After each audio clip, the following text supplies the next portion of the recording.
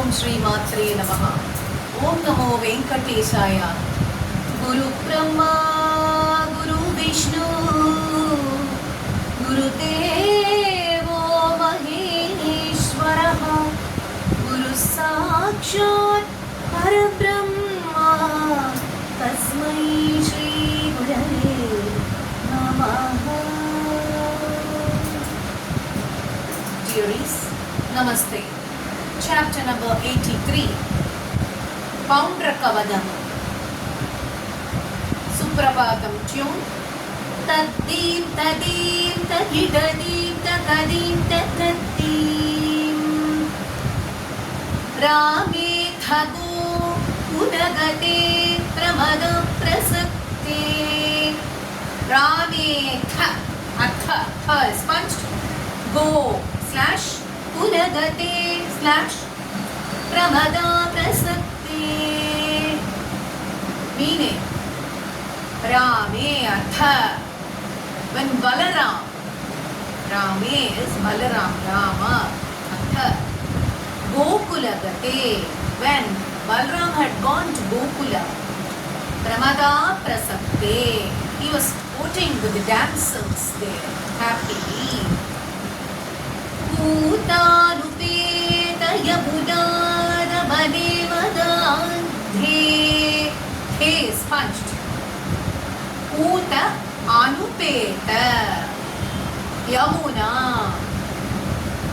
He called Yamuna waters as he wanted to play with the girls in the water. The madevadandhe, as Ramana refused to come. And as Balaram was intoxicated by drinking, he, in anger, changed the course of Yamuna. The direction of water flowing was changed. Swairam Samaramati. He freely sported with the girls as he wanted. Sevakavada. These two lines are about Balaram who went to Gokula. The next two lines are about Paundraka Vasudeva. Sevakavada Mudho. As he was taken off by the misleading, misguidance and advice of his servants or subordinates,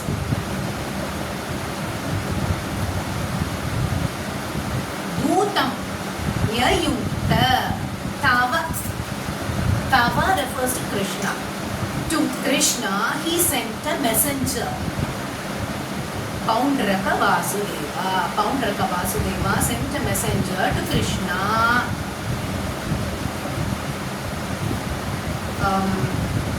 Misled by his servants and subordinates' advice is the meaning. Let's chant them. Let me give the slashes for third and fourth line. Svaidam sama slash ramati se slash vakavada mudho. Tho is punched. Dutam yayungta tava paum slash rakava sudeva. Rame thago udagate pramada prasakte. Utanupe slash Tayamuna damade madandhe. Swairam samaramati sevakavada mudho. Dutam yayum tatava paum rakava sudeva. The next sloka. Narayano slash Amavatir. After ear sound, put a slash. Nahi, naima, naihasmi bhumau. Naihasmi bhumau. Bhu is punched. Thatse, tha is punched. Thatse kila slash. Tvamapima slash. Makadakshanadi. meaning for these two lines. Narayana aham avatirna. Narayano aham avatirna. I am Narayana. The message sent by Paundraka Vasudeva is this. I am Narayana. Narayana aham avatirna. I have taken this incarnation. Now, on this earth, iham asmi bhumau, on the earth. Thatse kila, you are also calling yourself. Tvamapi, you are also calling yourself as Narayana or the incarnation of Vishnu. Mamaka lakshanani, you are also having those emblems or symbols or markings of mine. Lakshanani, you are having my emblems and markings like Shankh, Chakra, discus, all that, and the Kaustuba, Srivatsa, all that. You are also having Utsrajyatani, leaving all those things, abandoning all those things. Sharanam Vraja Mam, you surrender to me. Iti Tvam, thus to thee, Duto Jagada, the messenger told to Krishna, the words of Paundraka Vasudeva. Sakalair Hasita Sabhayam, everyone in the assembly laughed as the meaning. Now let's chant. The third line slash, let me give you. Utsrijyata slash Nisharanam slash Rajamam Ititvam Duto Jagada Sakalair slash Asita Sabhayam. Asita Sabhayam. You can add that is sound there. Asita Sabhayam. Narayano Brahmavatirna ihasmi bhumau Thatse kilattvamabhimamakalapshanani Utsrijyatani sharanam rajamami titvam Duto jagada sakalair hasita sabhayam. Tha is punched. The next sloka. Dute tha. Tha is punched. Ya slash Tavati ya slash Davasainikistvam. What does it mean? Dute tha ya Tavati. The messenger came and told this message and he left. He departed. Yadava Sainikastvam, along with the Yadava Sena army. Thou Yato went to see him. Yato Dadarshitha. Tha is punched. Yato Dadar slash Shitha. Tha is punched. Shitha Vapu Kila Poundrakiyam. Kila Pound slash Dadar Shitha Vapu slash Kila Poundrakiyam. Tapena Vakshasi, with the fire, he had made the mark in the chest. Krita Ankam Analpa Mulya. Krita Manalpa Mulya is given. Krita Ankam Analpa Mulya. With the fire, he made a marking in his chest and called it Srivatsa. And not even a little bit cost it is. He was wearing Analpa Mulya Shri Kaustubham. Bham is punched. Wearing a mala which is very cheap, not even a little cost also, wearing it, calling it as Sri Kaustubham. Sri Kaustubham is most divine gem which is associated only with Vishnu and Krishna.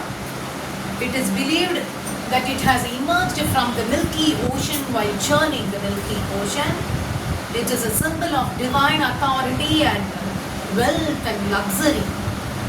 He Paundraka Vasudeva wearing a sheep mala and calling it Sri Kaustubham. And Makara Kunda, a fish-shaped earring like Krishna, he also wore something fish-shaped.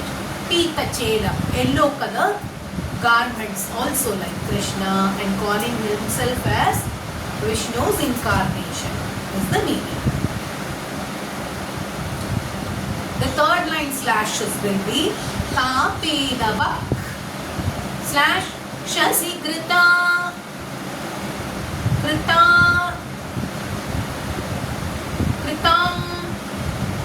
Kritam Kamanalpamulya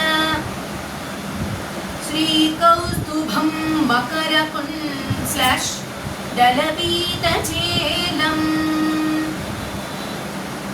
Let's chant it. Dute Thayadavadiyadavasainikaiswam Yato Dadarshithavapu Kilapandrathiyam Tapedavak Shasi Kritam Kamanalpamulya Sri Kaustubham Makarakundalatita Chelam. The next. Kalayasam. Kala Ayasam. Kala is black. Ayasam is iron. Black color iron. Nija Sudarshanam. Kalayasam Nija Sudar slash. Kalayasam slash. Nija Sudar slash. Shadam. Shadamastar. Astato asyatosya asyato asya. Shadamasyaatosya asyata asya. He made some discuss on his own with black iron and calling it as Sudarshana Chakra. Asyata asya.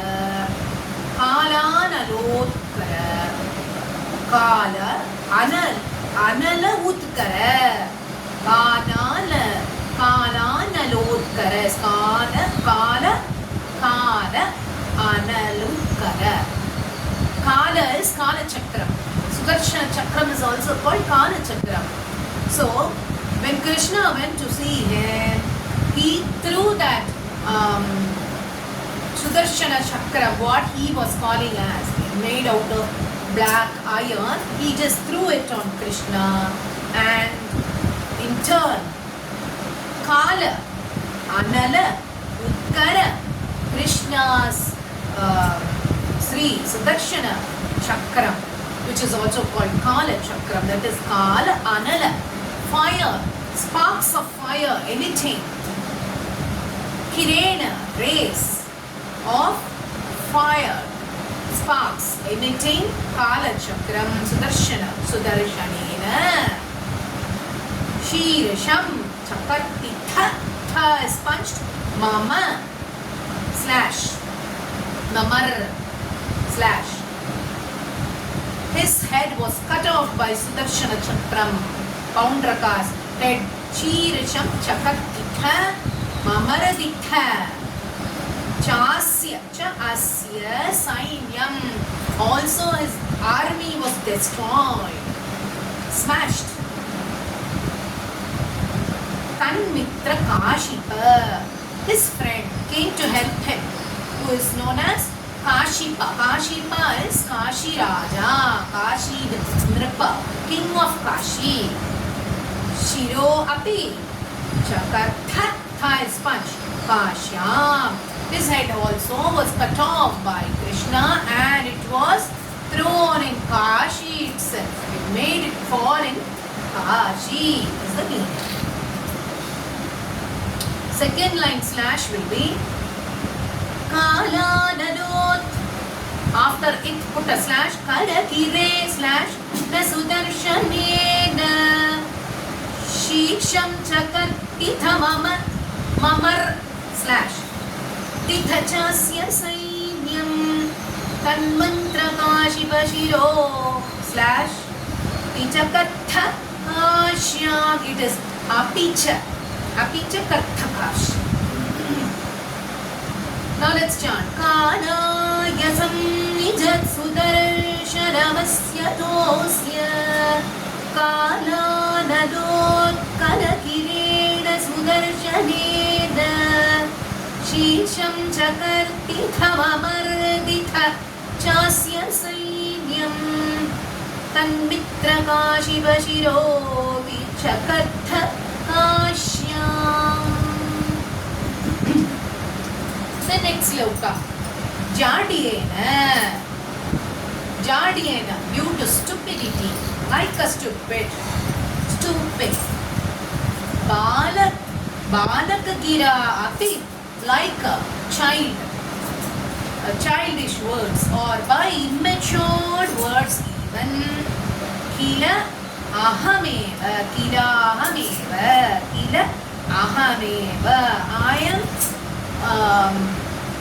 Sri Vasudeva iti. I am Vasudeva. I am only Vasudeva. Sri Vasudeva. Thus, Rudhamatischidam saha. Firmly for long he believed that he himself is Vasudeva. Thus, Sayujyameva, union with thee only.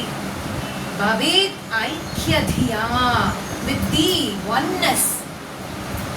Gato abhu, by thinking for long about Krishna, he attained union, sayujyam and oneness with Krishna. This thought made him constantly, as he was thinking about Krishna, saying that he is Vasudeva and chanting the Nama frequently, he attained the oneness with thee, and so he attained Sayujya, union with thee, is the meaning. Who indeed knows, Ko Nama Kasya Sukritam, who indeed knows whose good deeds,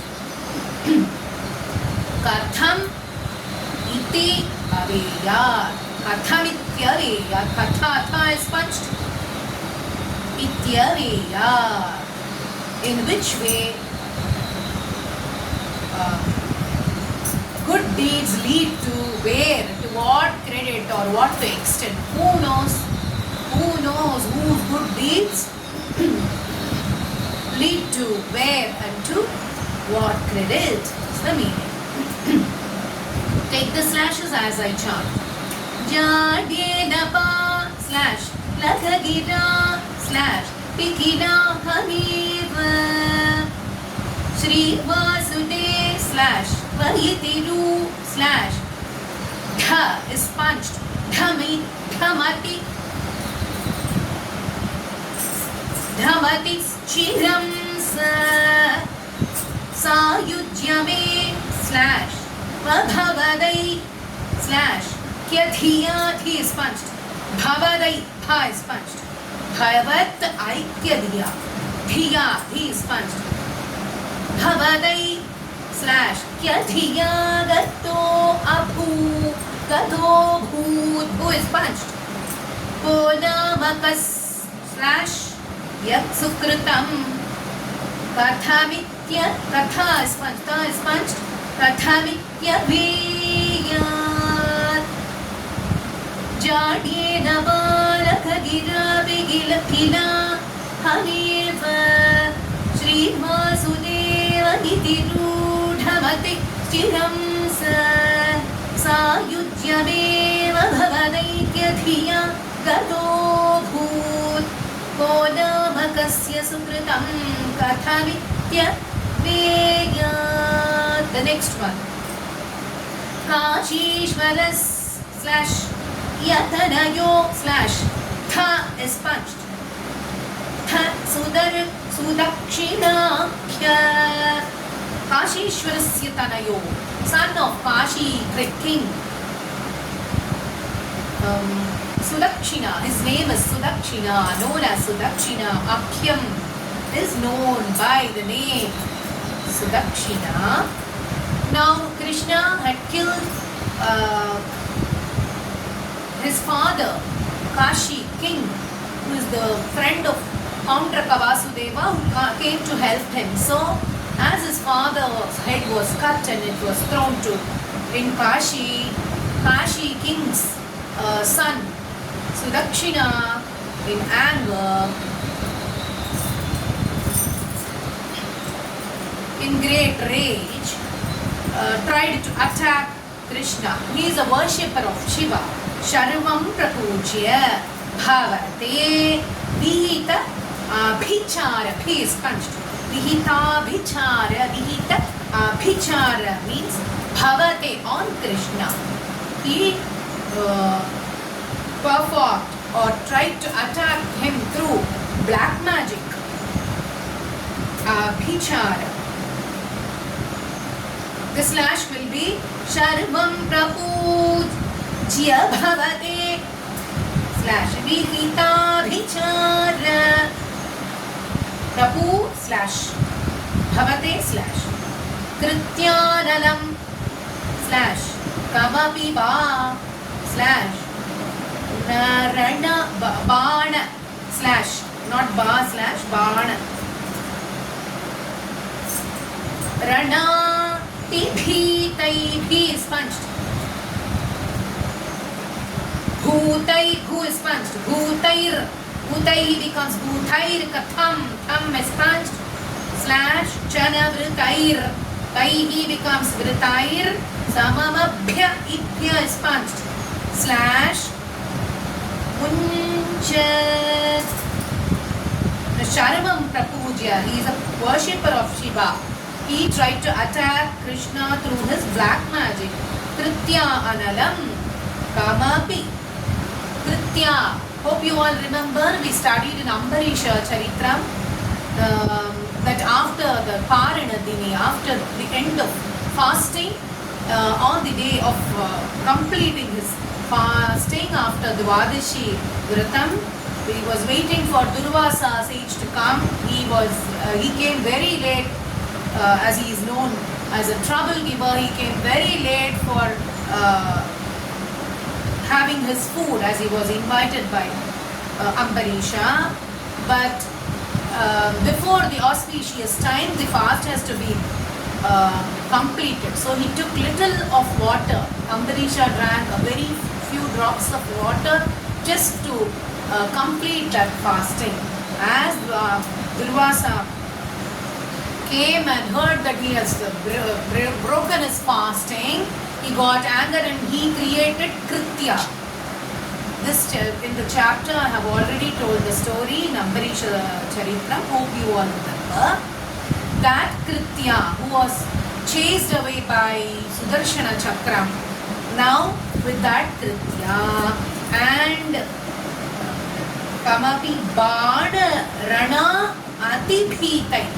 In Bana's battle, in Shiva's army, many bhutas, when Shiva fell unconscious with the astram of Krishna, these bhutas, out of fear, they ran away in the previous chapter, chapter number 82. So, those bhutas were all mobilized by this person, Sudakshina, and he sent these bhutas along with Kritya, released them all and sent with Kritya. This is the meaning. Bhutai kathamchana vritair samam abhyavuncha. Along with Kritya, they were all sent.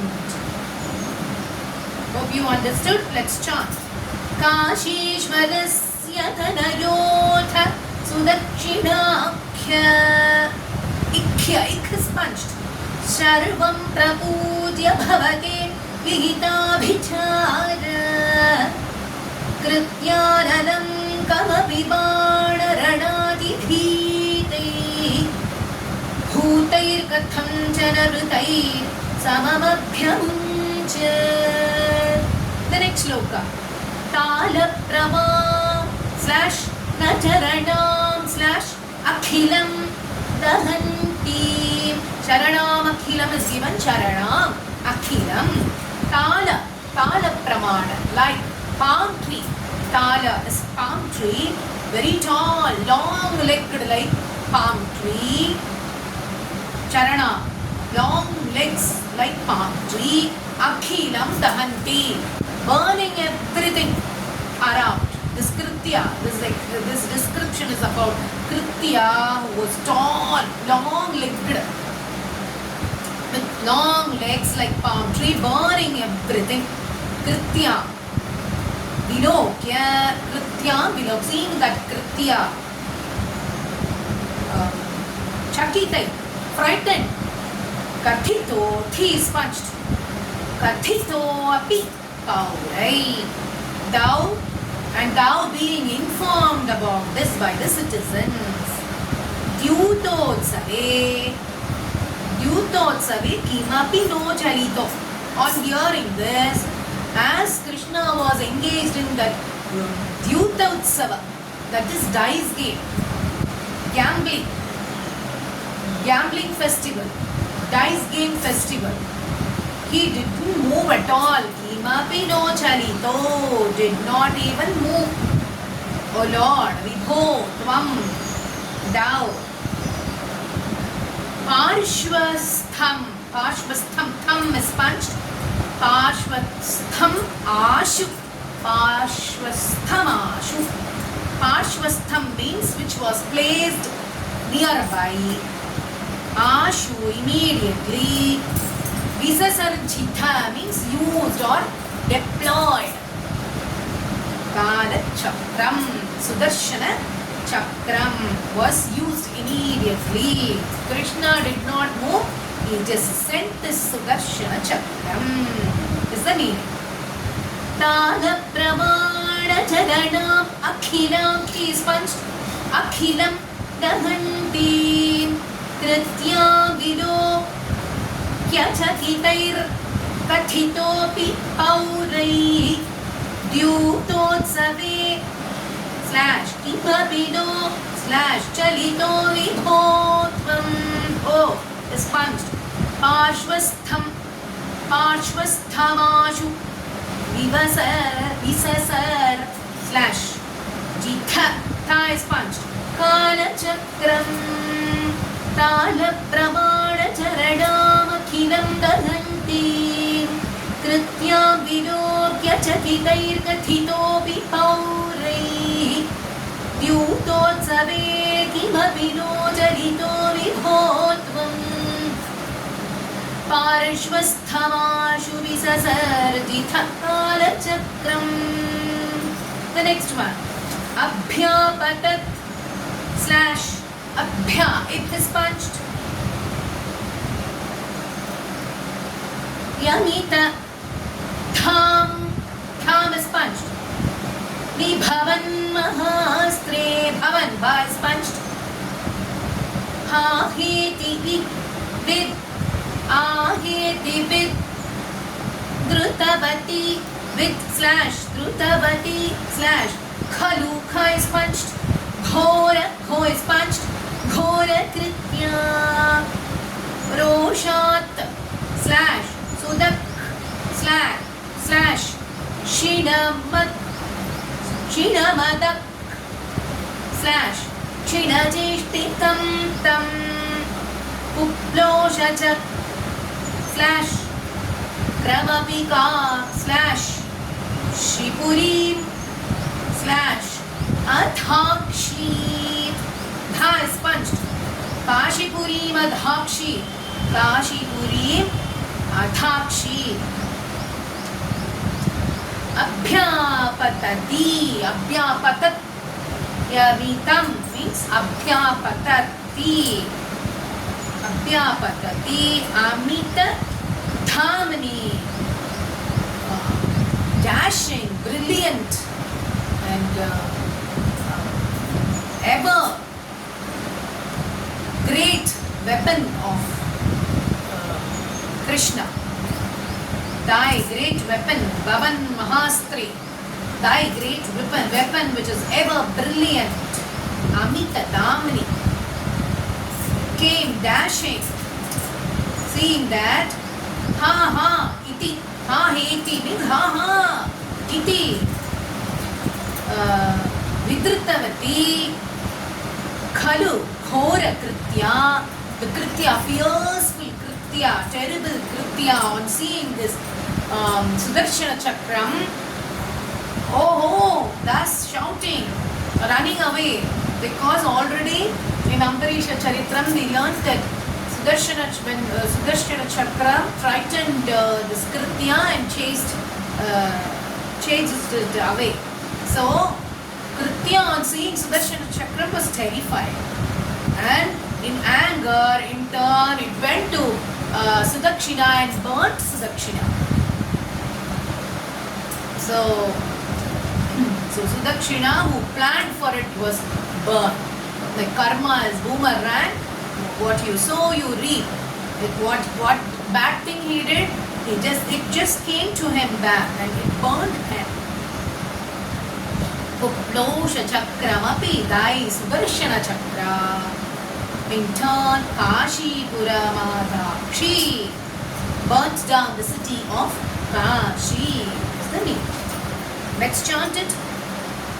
Abhyapatat Yamita Dhamri Bhavan Mahastre Haheti Vidrutavati Khalu Ghora Kritya Roshat Sudakshina Madakshina Jetitam Tam Uplosha Chakramapi Kashipurim Athachi. The next Nada Bindu type.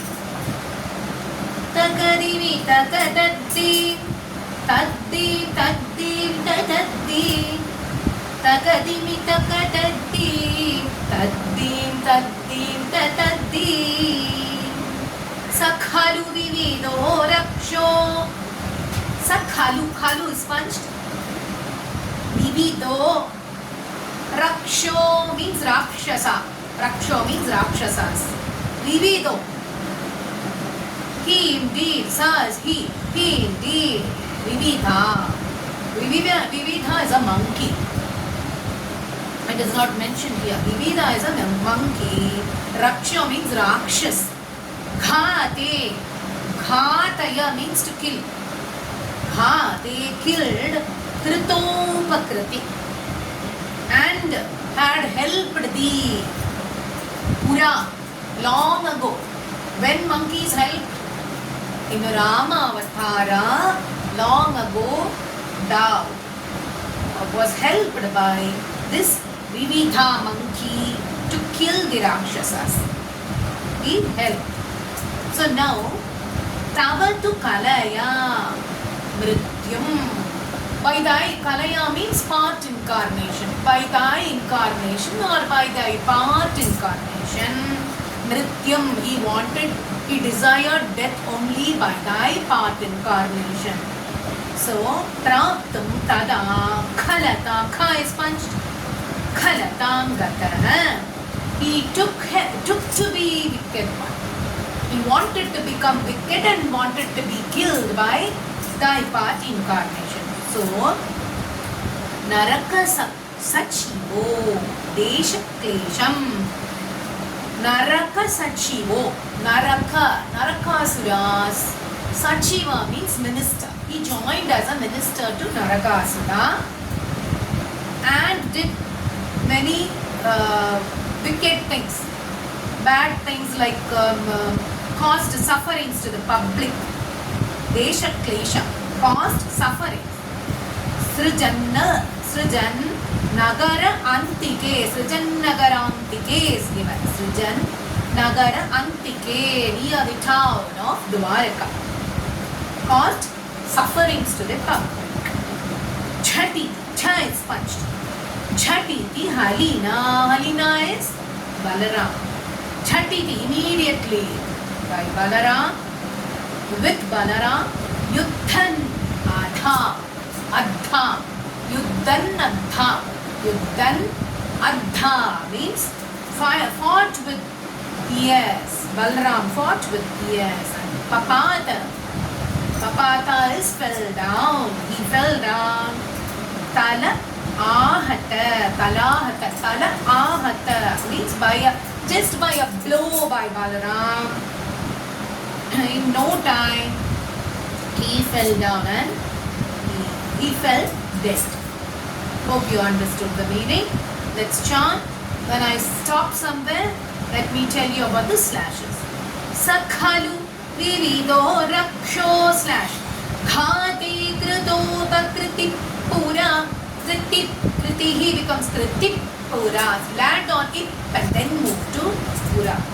Krito kriti pura tavatu kalaya mrityum slash praptam tada khalatangata kha is much naraka sachivo desha slash klesham srijan nagarantike jhatiti panchonja jhatiti halina yuddhan iddha is punched yuddhan adha tha is punched adha papatattalahata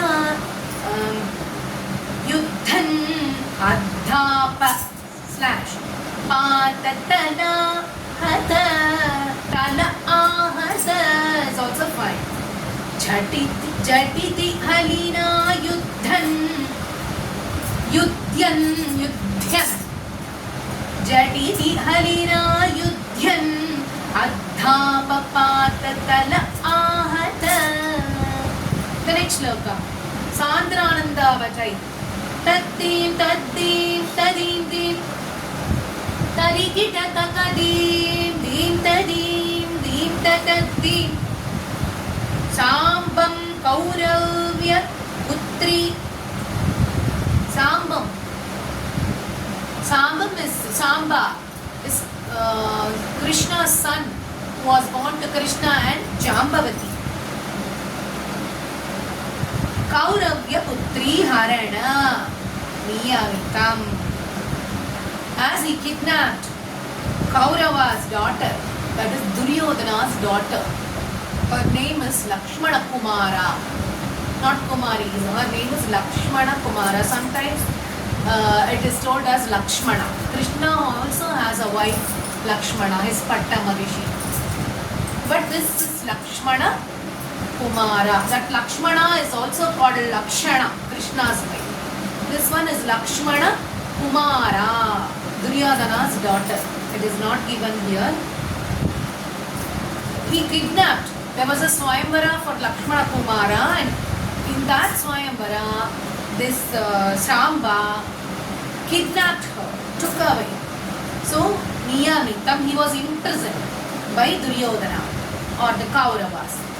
Samba is well known for his mischievous and notorious activities. He is a notorious figure with Yadava clan. Then Santavanarthi, Thi is punched. Kuruna, to pacify the Kurus. Santavanarthi, Kuruna, to pacify those. Kauravas, Yata, went. Who went? Balaram went. Balaram is very fond of Samba. So Balaram went. Tadvakya Rosha Udhrita Kari Nagaro. As he went to pacify them, when he requested, they did not release Samba. So Balaram was enraged, angered by their talks, and Rosha, enraged, Uddhrita, is punched. Uddhrita Kari Nagari. He lifted the Nagar, city, Hastinapura. This is Hastinapura, and he lifted the Hastinapuram, Mochayamasa Rama. Now only it is said it is Rama, means Balrama did this. With his axe, he lifted the city. Te Khatya, Kha is punched. Te Khatya Pandaveyaihi iti यदुपृतुना न अमुच्चस्त्वं तदानीं. Na amuccastvam means did not send. Na amucca tvam thou did not send. What he did not send? Yaduprathuna, Yadava's army he did not send with Balaram to fight, because if they had gone, Yadava army would have killed the Kauravas. But Krishna te ghatya pandaveyai, that is, Krishna wanted the Kauravas to be killed by Pandavas only. So he did not send Yadava's army. Tam tvam durbodhalilam, the sponge, durbodhalilam, thou whose sportive complex sportings are very complex to understand. Thus, thou whose sportings are complex to understand. Pavanapuri, Purapate, O Lord of Guruvayur, Tapashantyai Nishede, for my sufferings to be removed, I worship you. Is the meaning. Let's chant this. Sambham Kauravya Putri / Harananiyamitam / Santvanathi Kuruna Santvana put a slash nar / Thi Kuruna Yatas Tadvakya Rosho / Yatas put a slash if you want it. Tadvakya Rosho / Dhrita sponge Roshot Dhritakari Nagaro / Mochaya drag Masarama te ghatya pandaveyai / iti yadu prutunam namujas / tvam tadanim tam tvam durbodhalilam punch / pavanapurapate tapashantyai nisheve. Hope you understood the chapter. Shall we continue to chant from the beginning? All the 10 shlokas together now.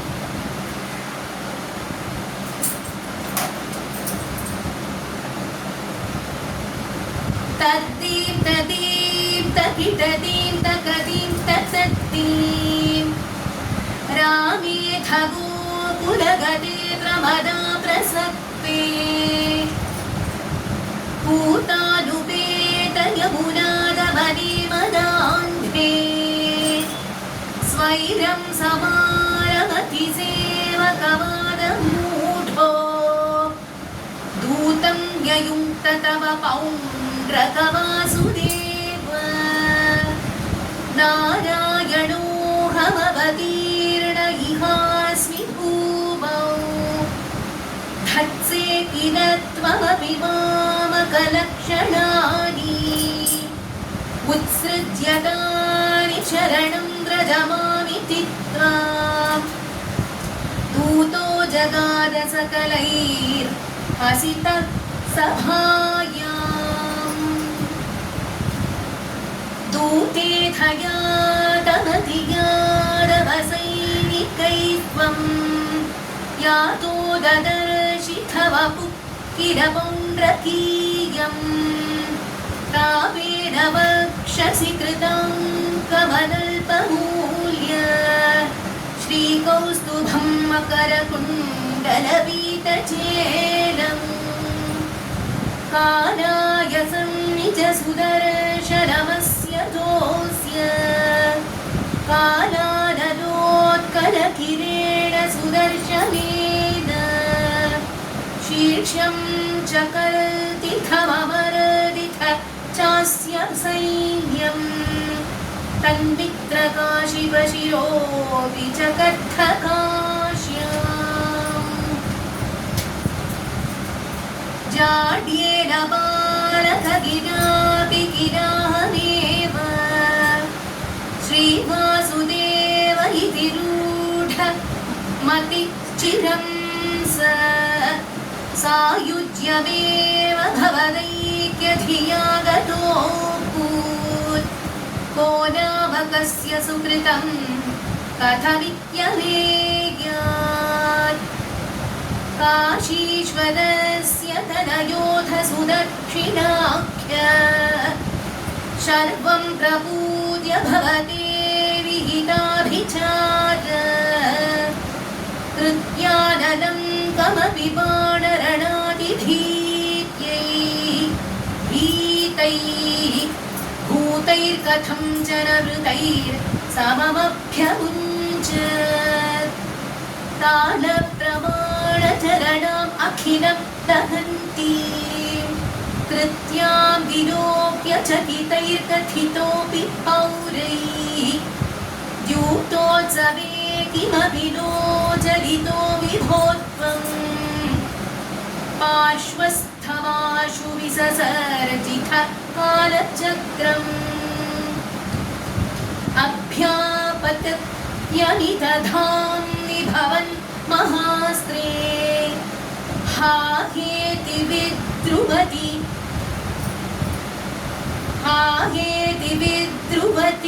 खलु घोरकृत्या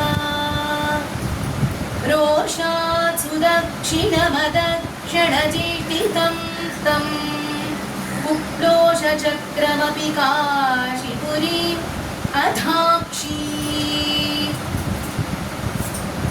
ततदिमि तततद्दीं तद्दीं तद्दीं ततद्दीं ततदिमि तततद्दीं तद्दीं तद्दीं ततद्दीं स खलु विविधो रक्षो घाते कृतोपकृतिः पुरा तव तु कलया मृत्युं प्राप्तुं तदा खलदाङ्गत नरकसचिवो देश क्लेशं सृजन्नगरान्तिके झटिति हलिना युध्यन् अद्धापपातकल आहत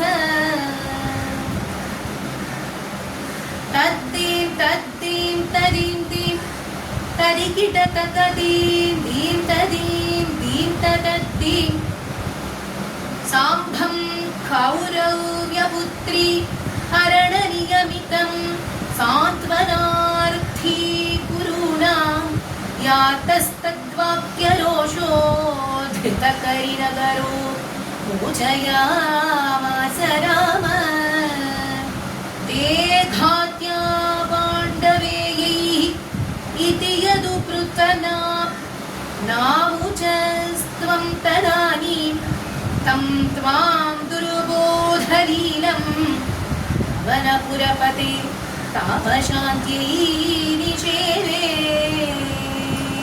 सर्वत्र गोविन्दनाम संकीर्तनं Govinda Govinda. See you all tomorrow for the next chapter. सर्वे जना सुखिनो भवन्तु. ओम श्री मात्रे नमः. ओम नमो वेंकटेशाय.